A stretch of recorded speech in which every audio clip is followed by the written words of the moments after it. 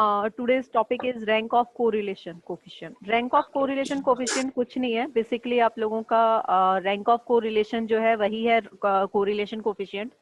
ठीक है, यहाँ क्या करना होगा, आपको रैंक निकालनी होगी. जैसे कि आप लोग किस तरह से निकालते हो, जैसे मान लीजिए कि आपके जो भी कॉम्पिटिशन्स होते हैं या आपकी क्लास में एक रैंक डिसाइड की जाती है कि ये फर्स्ट रैंक है, सेकंड रैंक है, थर्ड रैंक है, फोर्थ रैंक है, फिफ्थ रैंक है. तो वो रैंक कैसे डिसाइड की जाती है, मार्क्स के बिहाफ पे डिसाइड की जाती है. तो हम एक आपका यहाँ पे क्वेश्चन लेंगे, उससे आपको और क्लियर हो जाएगा. स्पीयरमैन आपके जो है साइंटिस्ट हुआ करते थे, जिन्होंने आपको इन्होंने आपको एक फॉर्मूला जनरेट करके दिया रैंक ऑफ कोरिलेशन कोफिशिएंट को कैलकुलेट करने का. इनके लिए जो फॉर्मूला है उसको किससे डिफाइन किया जाता है, रो से डिफाइन किया जाता है. रो जो है बेसिकली आप लोगों का क्या है, रो ही आपका क्या कहलाएगा, आर है. जैसे हम यहाँ पे आर ऑफ एक्स वाई से डिफाइन करते थे रैंक ऑफ कोरिलेशन को, ये भी आपका आर ही है. लेकिन यहाँ स्पीयरमैन ने जब इसको दिया तो उसको क्या नाम दे दिया, रो डिफाइन किया है. Rho will be equal to, इसने एक फॉर्मूला बनाया 1 - 6 summation of d i square divided by n square -1.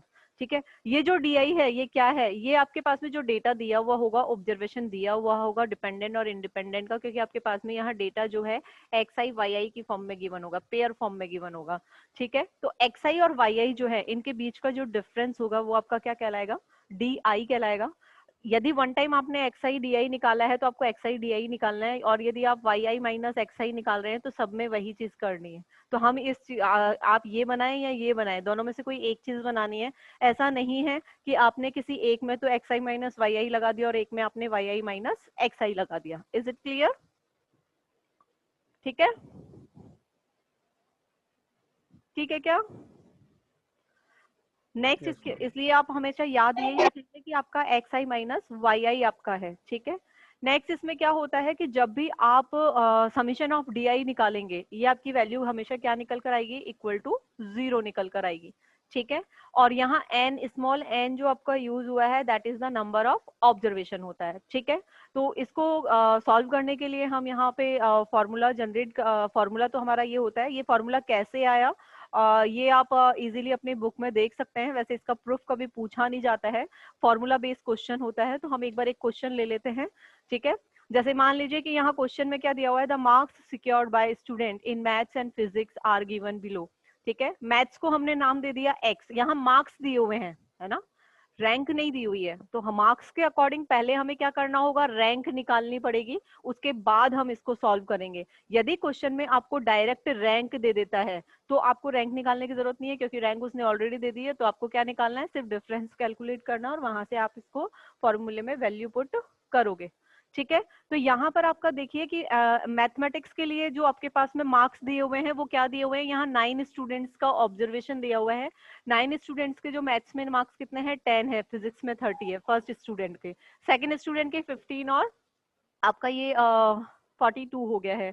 ठीक है, नेक्स्ट आपका क्या है, आपका इसमें 12 और 45 हो गया, 17 46, 13 आपका 33, 16 34, 25 40, 14 35, 22 और 39. ये आपके क्या दिए हुए हैं, आपके मार्क्स दिए हुए हैं. आपका ये चीज यहाँ पे मार्क्स उसने डिफाइन करे हुए हैं कि आपके पर्टिकुलर मैथ्स में कितने 9 स्टूडेंट्स के ये मार्क्स हैं और उन 9 स्टूडेंट्स के फिजिक्स में मार्क्स ये हैं. तो एक को एक्स नाम दे दिया और एक को हमने वाई नाम दे दिया है. तो अब क्या करना है, क्वेश्चन को क्या करना है कि हमें यहाँ पे इसकी रैंक निकालनी है. तो रैंक इन एक्स निकालेंगे, मैथ्स के लिए निकालेंगे, रैंक निकालेंगे.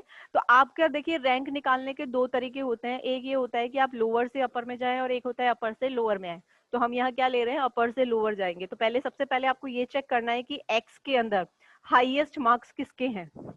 हाईएस्ट मार्क्स 25 था ना, हाईएस्ट मार्क्स कितना है, 25 है. तो जो आपका 25 आपका दिया हुआ है, उस 25 को हम क्या करेंगे, इसको नंबरिंग हम क्या देंगे, यहाँ 1 दे दिया. ठीक है, इसी तरह से 25 के बाद हमारा इससे लोअर जो आपका होगा मार्क्स कितना होगा, 22 होगा. तो 22 को हमने नाम दे दिया 2 रैंक दे दिया. अब 22 के बाद कहाँ है आपका, 22 के बाद में क्या है, 17 है. 17 को हमने 3 दे दिया. 17 के बाद 16 है तो 16 को हमने 4 दे दिया. ठीक है, 16 के बाद 4 दे दिया, 4 आपका 16 के बाद 15 क्या है, 15 है, तो 15 को हमने 5 नंबर दे 15 दिया। इसी तरह से 15 के बाद में कितना है, 15 के बाद में 14 है, 14 14 को हमने 6 नंबर दे दिया।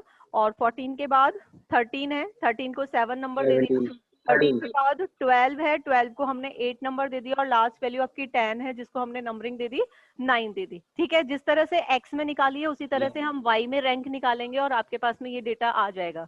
ठीक है क्या? अब हमें क्या निकालना था, डी निकालना है। D is yes ma'am. The difference between two ranks.